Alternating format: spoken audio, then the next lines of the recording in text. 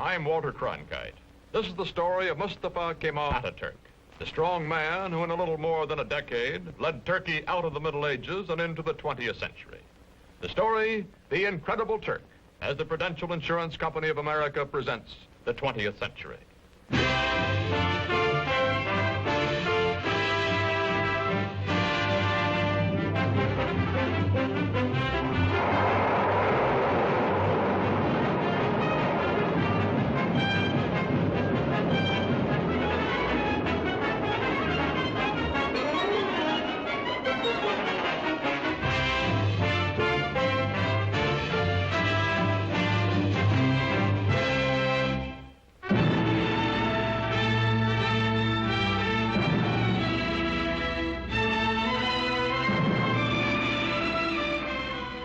In the Middle East today, chaotic, vulnerable to Soviet expansion, Turkey, modern, powerful, and a rarity in this area, pro-Western, is prepared to defend herself against any aggressor. This is the border between Russia and Turkey, guarded day and night. The red sentry does not know he is being photographed from across this border. He feels that he is being watched. He is also suspiciously watchful.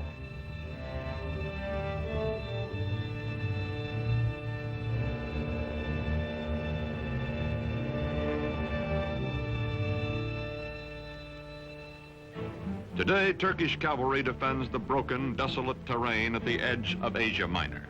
These cavalry squadrons are part of the strongest fighting force in the Middle East, the Army of Turkey, a democratic-minded member of NATO, military partner of the United States.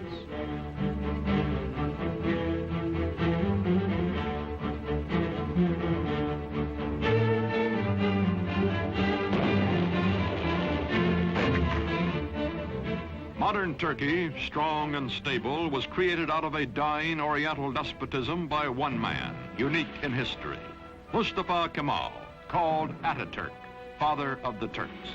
In a moment, this story, The Incredible Turk. By 1900, the Ottoman Empire, land of many races and religions, has lost her ancient tolerances and her world position, is reduced from medieval splendor to medieval squalor. Ruled by inept autocrats, ruined by foreign wars and exploited by foreigners, the people are sunk in poverty, lost in lethargy, mostly illiterate. The Turkish Empire continues to exist only because the European nations cannot agree among themselves to dismember her.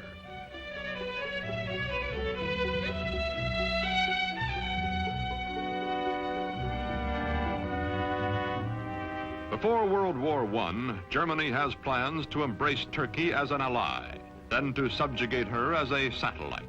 To visit the sick man of Europe, as Turkey is called, comes the German emperor himself, Kaiser Wilhelm II. He is received with more than ceremony. His glowing promises, such as the Berlin to Baghdad Railroad, are believed by the Sultan and his government, and even by the nationalist-minded Young Turks. When war comes, Turkey will waver between her old friend Britain, allied with her hereditary enemy Russia, and her new friend Germany. On October 29, 1914, Turkey takes into war, on the Kaiser's side, her obsolescent army.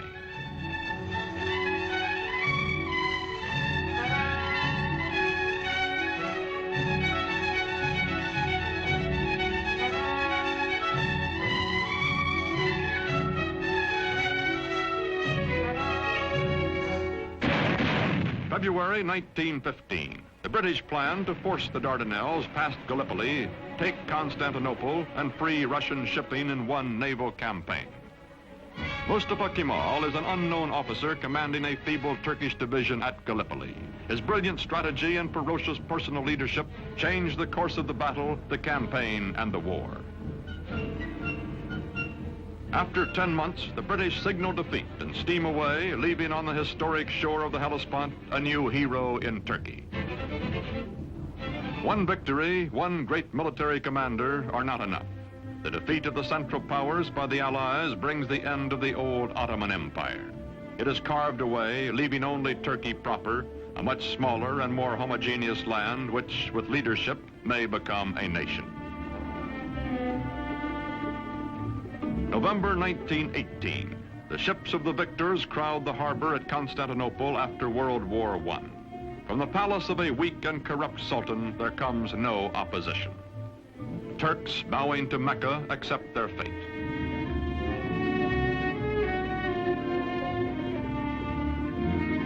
From France and from Great Britain, occupation troops disembark to take over the ancient capital.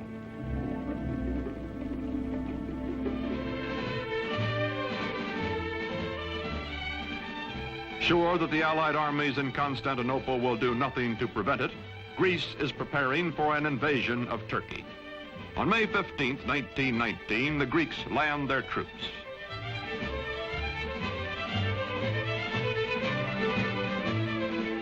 In Ankara, in the heart of Turkey, Mustafa Kemal organizes the Turkish liberation movement, takes command of the Free Turkish Army. From far off Constantinople, the Sultan repudiates him. But Mustafa grimly swears that he will gain Turkey's freedom or die. No other general equals this man, and the Turkish soldiers need only to be led to fight. They are traditionally warriors.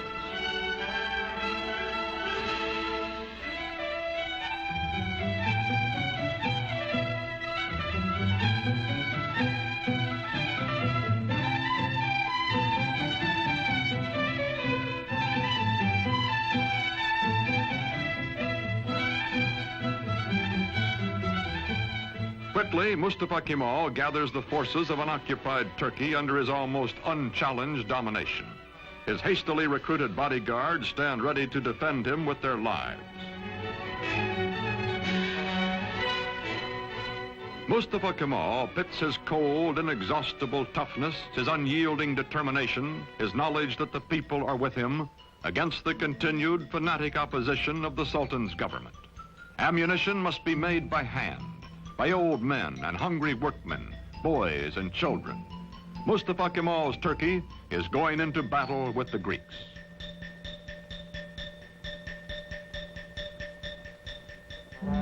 The war with the Greeks lasts 3 years, from 1919 to 1922. The Turkish people know it is a war of extermination, atrocious, no quarter given or asked. Heroically led, the Turks advance against the invaders. The women leave their endangered homes to carry shells to the army.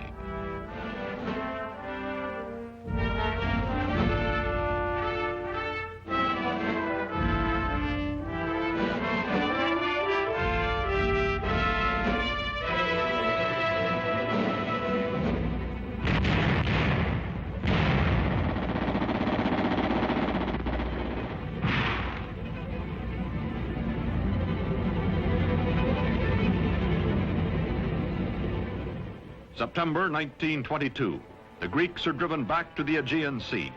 Offshore, Allied rescue ships stand by. Into the seaport of Smyrna, called Izmir by the Turks, pour thousands of Greeks, joined by sympathetic Christian minorities, fleeing before the armies of the man whom the British call the most terrible of all the terrible Turks. From the ships, bread comes to the docks for the desperate refugees. Bread so that they may live another day.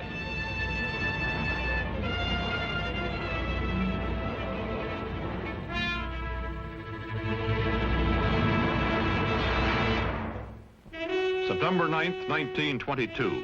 The Turks enter Smyrna, last stronghold of the invaders. They take vengeance against the Greeks for whole Turkish villages wiped out, for their kinsmen massacred. The burning of Smyrna, the final atrocity that both the Greeks and the Turks disavow, ends a war that has become an unendurable nightmare for both sides. Its polyglot population takes to the sea as the flames destroy the great Homeric city.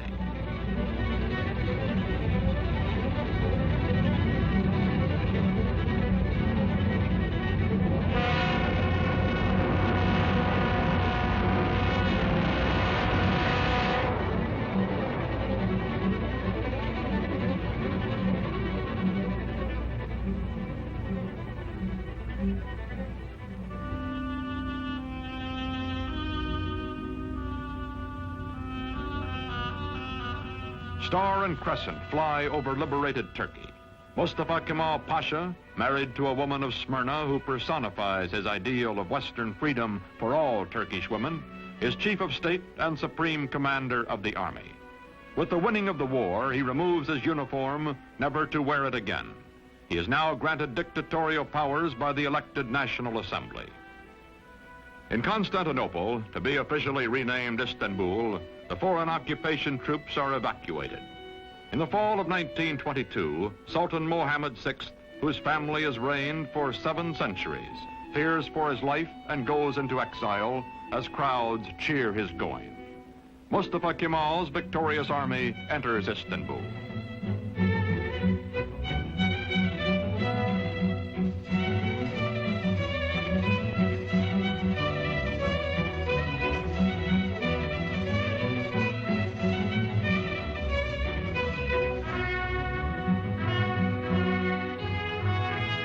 First president of the First Turkish Republic, Mustafa Kemal, during the 1920s, keeps his limitless wartime powers and his command of the army, makes the hard, dry town of Ankara his capital. His fantastic dream is not of empire or conquest, but of creating a democratic Turkey, a new kind of Turk in his lifetime. The Ottoman sultans also had been caliphs, secular and religious rulers. Turkey's new government separates church and state. Instead of Friday, day sacred to Islam, when Muslims everywhere ritually cleanse themselves, the Western Sunday is proclaimed the official day of rest. Although Mustafa Kemal insists on personal religious freedom, it is known that he personally detests the gesture of abasement prescribed for worship when Muslims touch their foreheads to the floor in their brimless headgear.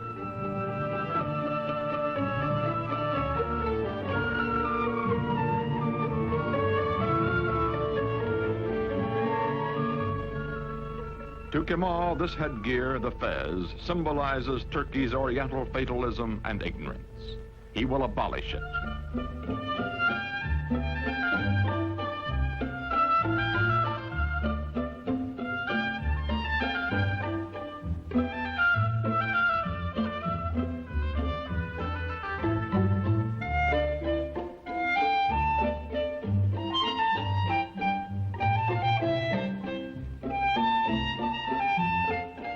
Wearing the fez becomes an act of treason.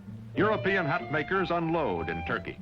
But woe betide the foreigner who dares laugh at a Turk in his new hat. More than 90% of Turkey's 13 millions are illiterate. Mustafa, who earned in school his second name, Kemal, meaning excellent, himself takes charge of replacing the difficult, obsolete Arabic script. A new Latin alphabet, a revised and standardized Turkish language are prepared by experts bullied into haste by Kemal.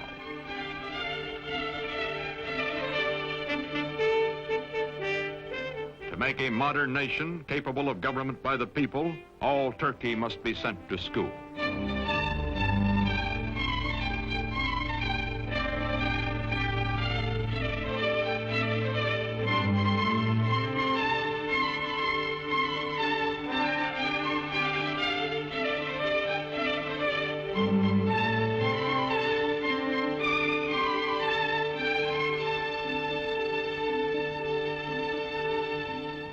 Islamic traditions are shattered. A man's image, Mustafa Kemal's, is displayed in public. He also orders all Turks to adopt Western-style family names and is himself christened ATATÜRK, meaning father of the Turks. The faces of Turkish girls and women are hidden, and they live in virtual slavery until ATATÜRK unveils them by decree. Now divorced from his wife, he takes pleasure in the company of emancipated women and insists that all Turkish women adopt Western clothes, gives them equal rights under the law after abolishing polygamy, and opens to women all the trades and all the professions.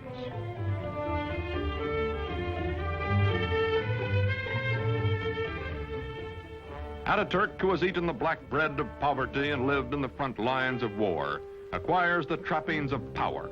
His proud, fiercely disciplined bearing, which annoyed his superior officers years before, does not change now that he acknowledges no superiors. The men around him treat him as emperors and primitive chieftains and modern dictators are treated. Flatter and yes him, seek the smallest of privileges, such as lighting his cigarette.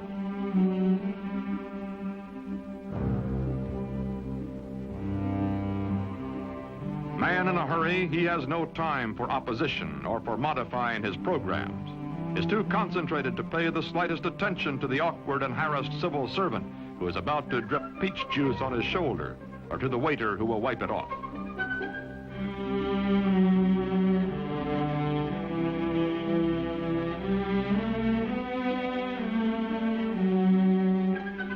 Although gossip is rife of his spare time affairs with women, of private drunken orgies by which Ataturk relieves long periods of relentless labor, this monarch in mufti never loses his public dignity, even at play.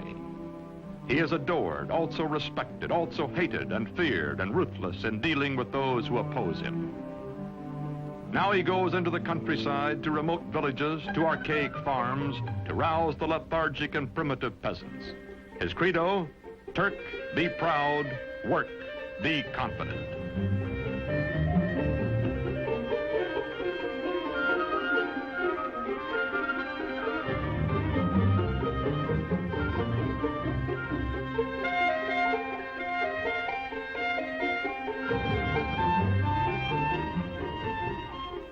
There are two ways of conquering, says Ataturk, by the sword or by the plow.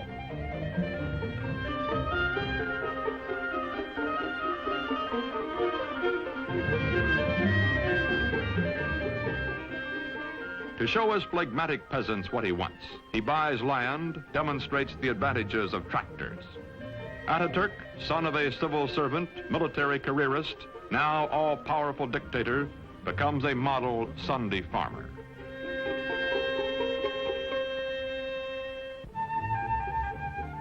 The world is anxious to restore good diplomatic relations with Turkey. From the United States comes Ambassador Joseph Clark Grew. For this revolution and high accomplishment, one man is primarily responsible. The name of Gazi Mustafa Kemal will forever be associated with the development, founding of the new modern Turkish state, and will forever be inscribed indelibly upon the rolls of history. Türk milleti taben demokrattır. The Turkish nation is democratic by nature. Zaten çok yükselmiş bulunan Amerika milletinin Türk milleti. I have no doubt that the American nation, which has gone so far in this ideal, is Turkey's friend in her aims. Bütün beşeriyeti birbirini sevmeye. This will not be all. Perhaps it can lead to a world of love, with all old prejudices erased, with all nations coexisting in peace and prosperity. When the Great World Depression of the 1930s slows down economic reconstruction in the country, Turkish people by the thousands wait for Ataturk to bring him their troubles and their problems. To the man in the street, Ataturk is his personal boss and his personal friend, willing to listen, wanting to help.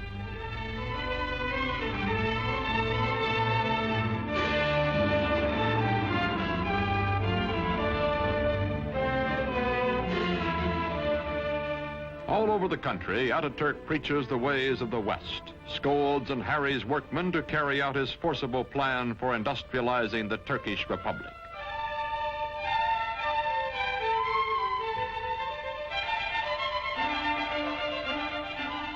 Turkey begins to move into the 20th century, builds dams, mills, factories.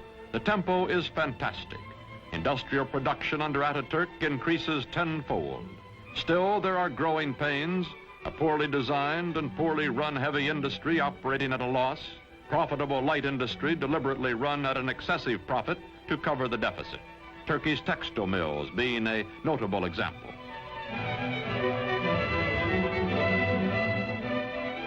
The European nations compete briskly for Turkish trade, for her surpluses, her chrome, and her tobacco, in exchange for the manufactured goods, machinery, and arms she imports. Turkey's foreign relations are excellent, but war is in the offing. Ataturk hopes Turkey can remain neutral, as indeed she will do during most of World War II. But meantime, he must mend his defenses and re-equip his neglected army, a bayonet army from an earlier era of belligerence.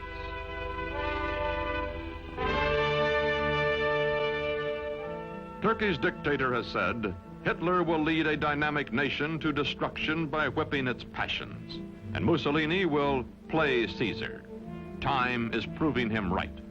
Aging now, ATATÜRK gives his personal fortune to the nation, lives quietly, spends time teaching the youngest of his 6 adopted daughters the alphabet he made all Turkey learn.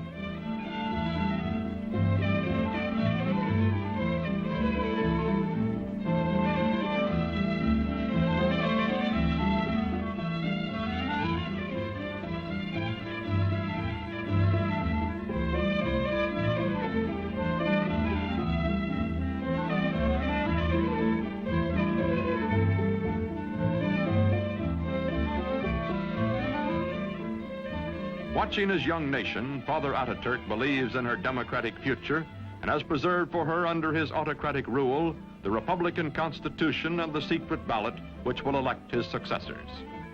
His severest Western critic grudgingly admits, ATATÜRK is dictator so that Turkey may never again have a dictator. The Shah of Iran is among the neighboring rulers who come to admire ATATÜRK's prospering progressive nation. The Emir of Transjordan comes.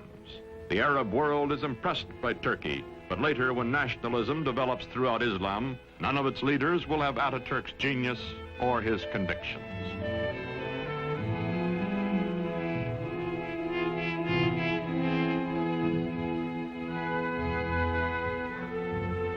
An ailing ATATÜRK spends much time aboard the yacht presented to him for his health by the Turkish people. Long ago, he has said, I will lead my people by the hand along the road until their feet are sure and they know the way. Then my work will be done.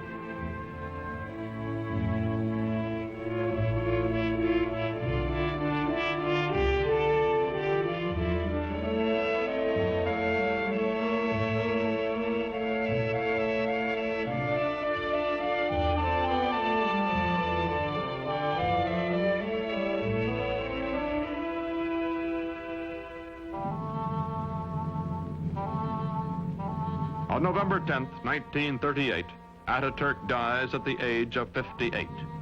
13 years of his life he spent in active warfare fighting for Turkey. For 15 years, until his death, he was our first president and absolute ruler. His last command is that his successor be one who will follow his course. İsmet İnönü is that man.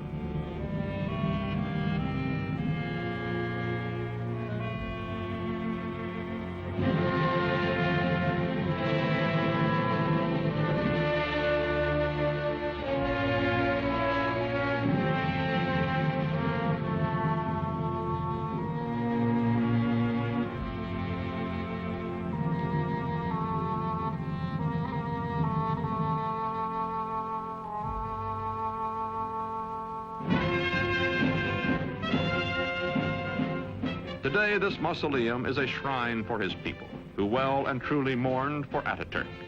Marching past in fighting trim, the soldiers of Turkey are the sons of the ragged forces who followed him to fight for Turkish independence 40 years ago.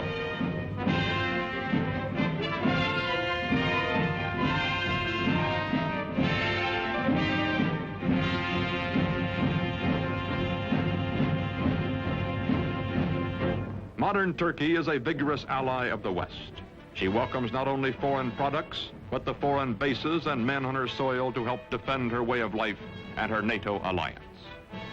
Not all of her problems have been solved, however. Her economy is heavily bolstered by, some say virtually dependent on, Western aid.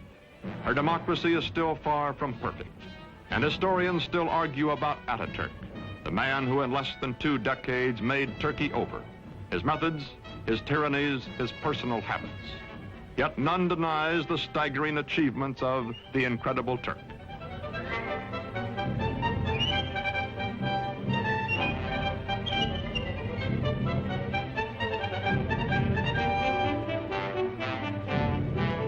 These, our allies, guarding the gates to the east, are the inheritors, the children of MUSTAFA KEMAL ATATÜRK.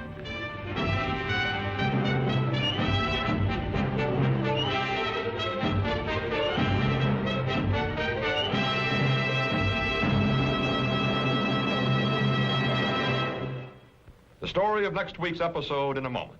And now a message from your host, the Prudential Insurance Company of America.